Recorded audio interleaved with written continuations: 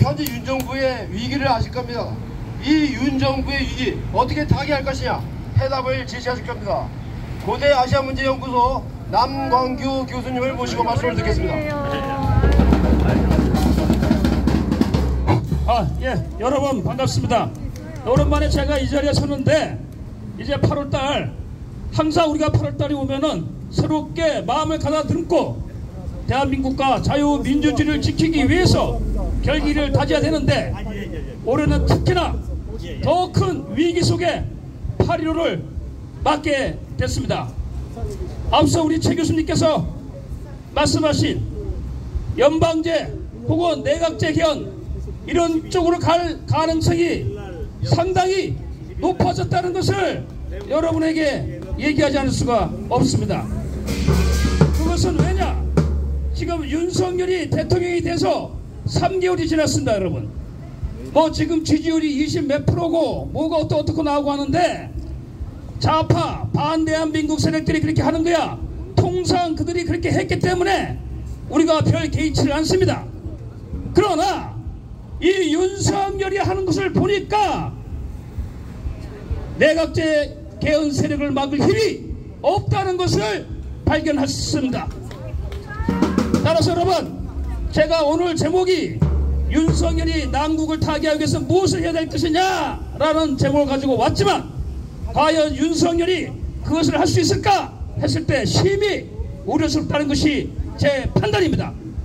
자, 그렇다면 앞서 우리 윤 교수님께서 말씀하신 것처럼 지금 내각제가 장악한 의회 권력과 마주쳐서 윤석열이 제대로 대한민국을 정상화시키려면 어떻게 가야 되느냐? 시간을 기다릴 수가 없습니다. 여유가 없습니다. 8월 한 달밖에 없습니다. 저는 그래서 개인적으로 과연 이번 달 8월 15일 대통령 광복절 기념사 내용에 무엇이 담길 것인가? 그거 하나를 보면은 이제 어느 정도 결론을 가늠할 수가 있고, 다음 두 번째로 지금 여러분 알다시피 이 윤석열을 대통령으로 뽑아준 게 뭡니까?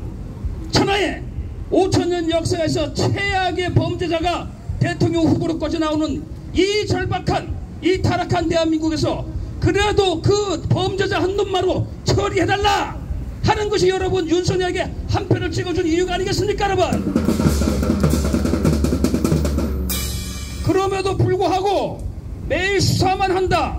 뭐 법카가 어떠니 말이지. 자질구레한 거 가지고 마치 수사가 진행되는 것처럼, 마치 이재명을 가지고 검찰에 부르는 것처럼 소리는 요란스러운데 과연 이재명을 검찰 라인에 불러들일 수 있을까? 이게 8월까지가 유효 시간이라는 것을 우리는 알고 있지 않습니까 여러분?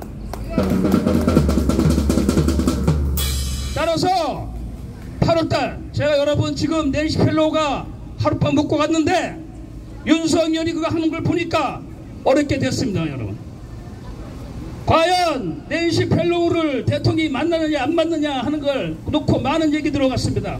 뭐 미국 내에 뭐 정치 갈등이 어떻니, 뭐 중국이 뭐 의식하니 많이, 그런 걸 다 떠나가지고 간단합니다 여러분. 미국이 아니다 어느 나라의 미국의 하원 의장이면 우리나라의 국회의장격입니다.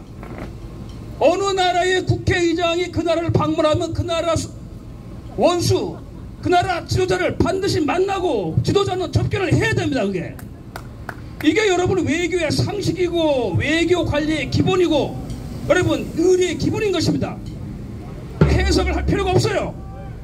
낸시 펠로우를 만났다고 해가지고 우리가 뭐 대만 독립을 지지하는 것도 아니고 미국의 대만 정책에 전적으로 동조하는 것도 아닙니다. 일국의 국회의장이 왔으면 대통령이 당연히 만나줘야죠. 더구나 휴가라고 해서 서울에서 저쪽 어딥니까 대학로에서 연극을 관람하면서 불과 20분 거리에 있는 낸시 펠로우를 만나지 않고 전화로 대충 넘어가려고 했던 이 모습을 보면서 아 윤석열이 힘들겠구나 하는 것을 제가 다시 한번 재상 확인할 수가 있었습니다 여러분. 그래서 정리하겠습니다. 지금 여러 상황을 봤을 때 내각제로의 개헌이 불가피할 것으로 보는 것이 사실 제가 냉정하게 바라보는 현실의 진단입니다. 그런데 과연 윤석열이 이런 내각제 개헌 세력과 맞서가지고 무엇을 해야 될 것인가? 8월 안으로 세 가지를 보여준다는 거 다시 한번 강조하겠습니다. 첫 번째, 8.15 광복절 기념사에 과연 윤석열이 대한민국과 자유민주주의를 지킬 만한 어떤 메시지를 남길 수 있느냐, 담을 수 있느냐, 그거 여러분 눈여겨봐야 될 것입니다. 두 번째, 앞서 제가 얘기한 대로 적어도 이재명이 이 범죄자 하나만은 반드시 사법의 영역에 들어갈 수 있도록 윤석열이 하는가 안 하는가, 이거 우리 지켜보도록 합시다. 마지막으로 제가 봐서는 그럼에도 불구하고 그 가능성은 상당히 낮다고 보여집니다. 앞서 말씀하신 것처럼 헌법재판관, 대법관들이 정권이 바뀌었음에도 불구하고 그대로 양심을 팔아먹는 판결을 내리는 것을 보고 아, 이 대한민국은 힘들겠구나 하는 것을 제3, 제4 제가 느꼈습니다. 그래서 저는 여러분에게 강조하고 싶습니다. 여차하면 내각제로의 개헌이 된다는 것을 감안하고도 우리가 이 태극기 운동을 펼쳐야 될 그런 상황이 올지도 모른다는 것을 여러분에게 말씀을 드리고 싶습니다. 마지막으로 8월 15일 광복절이 다가옵니다. 대한민국 자유민주주의가 무너져서 여러분이 애를 써서 노력을 했는데 모든 것의 시작은 교육입니다. 아무리 전쟁 상황이라도 애들에 대한 교육은 끊을 수가 없습니다.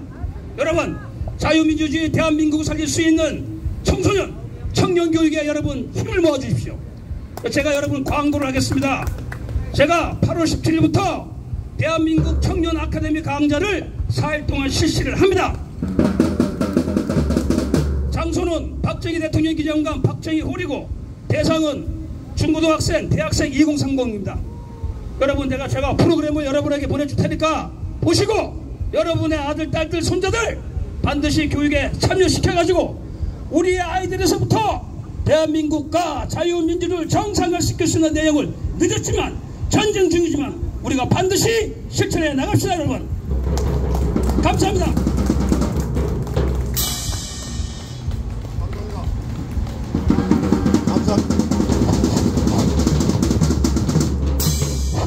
네, 감사합니다. 남광규 교수님께 박수 한번 해주시죠. 감사합니다.